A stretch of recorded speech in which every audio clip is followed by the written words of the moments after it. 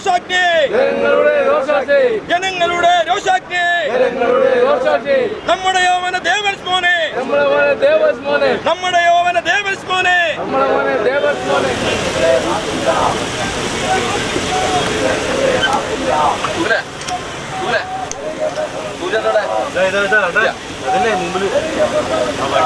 Payyanur baby memorial ആശുപത്രിയിൽ അനസ്തേഷ്യയ്ക്ക് പിന്നാലെ 1.5 വയസ്സുള്ള കുഞ്ഞ് മരിച്ച സംഭവത്തിൽ പ്രതിഷേധം കടുപ്പിച്ച കുടുംബം.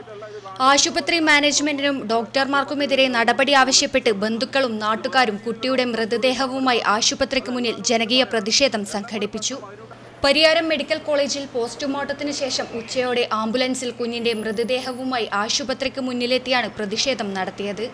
മുഖ്യമന്ത്രിക്കും ആരോഗ്യമന്ത്രിക്കും ആഭ്യന്തരമന്ത്രിക്കും സംഭവത്തിൽ കുടുംബം പരാതി നൽകി.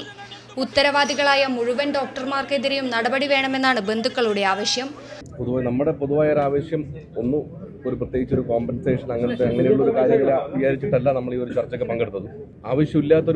തീരെ ആവശ്യമില്ലാത്തൊരു കാര്യത്തിന്റെ പേരിൽ നമ്മൾ ട്രീറ്റ്മെന്റിലേക്ക് പോയി. അവിടെ മൂന്ന് ഡോക്ടർമാരുടെ തീരുമാനത്തിന്റെ ഫലമായിട്ട് നമുക്ക് നമ്മുടെ കുട്ടി നഷ്ടപ്പെട്ടു. അവരിപ്പോൾ പറഞ്ഞത് അവിടെ അതിന് കാരണക്കാരായ 3 ഡോക്ടർമാരുണ്ട്. ആ ഡോക്ടർമാരുടെ പേരിൽ DYSP സാർ ഉറപ്പ് പറഞ്ഞിട്ടുണ്ട്. അവരുടെ മേൽ മെഡിക്കൽ നെഗ്ലിജൻസിന്റെ പേരിൽ കേസെടുക്കാം. ബാക്കിയുള്ള തീരുമാനം അതിനെന്താന്ന് ഇവിടുന്ന് വേണ്ടതെന്ന് വെച്ചാൽ അവർ നമുക്ക് ഒരു വാക്കാൽ ഉറപ്പ് തന്നിട്ടുണ്ട്. ഇനിയിപ്പോൾ ഇങ്ങനൊരു അവസ്ഥ നമ്മളിവിടെ വന്നതും ചർച്ചയ്ക്ക് വന്നതും വേറെ ഒന്നുമല്ല. നമ്മൾ ഇങ്ങനെയൊരു അവസ്ഥ ഇനിയൊരു കുട്ടിക്ക് ഇങ്ങനൊരു തീരുമാനം എടുക്കുന്നതിന് മുമ്പേ അവർ ഏതെങ്കിലും ഡോക്ടേഴ്സ് ആലോചിക്കണം, തീരുമാനിക്കണം. ഒരു വട്ടമെങ്കിലും ആലോചിച്ചിട്ട് മാത്രമേ ഇങ്ങനൊരു ചികിത്സയിലേക്ക് പോകാൻ പാടുള്ളൂ. അതുകൊണ്ട് തന്നെയാണ് നമുക്ക് നമ്മുടെ കുട്ടി നഷ്ടപ്പെട്ടത്. അത് നമ്മൾ പറഞ്ഞിട്ടുണ്ടായിരുന്നു. അവരോട് സാറിനോട് ആവശ്യപ്പെട്ടു. മാനേജ്മെന്റിന് അടക്കം അവിടെ ഇല്ല. അതിന് ഉത്തരവാദികളായ 3 ഡോക്ടേഴ്സിനെ എല്ലാവരെയും നമ്മൾ ആദ്യം പ്രതി ചേർത്തത്. ഇതിനോട് അനസ്തേഷ്യ ഡോക്ടർ അഞ്ജലി പൊതുവാളിനെ മാത്രമാണ് പ്രതി ചേർത്തത്. അനസ്തേഷ്യ നൽകിയ സമയത്ത് തന്നെ കുഞ്ഞിന് ഹൃദയാഘാതമുണ്ടായെന്നാണ് ഡോക്ടർമാർ പറഞ്ഞതെന്നും കുടുംബം വ്യക്തമാക്കി.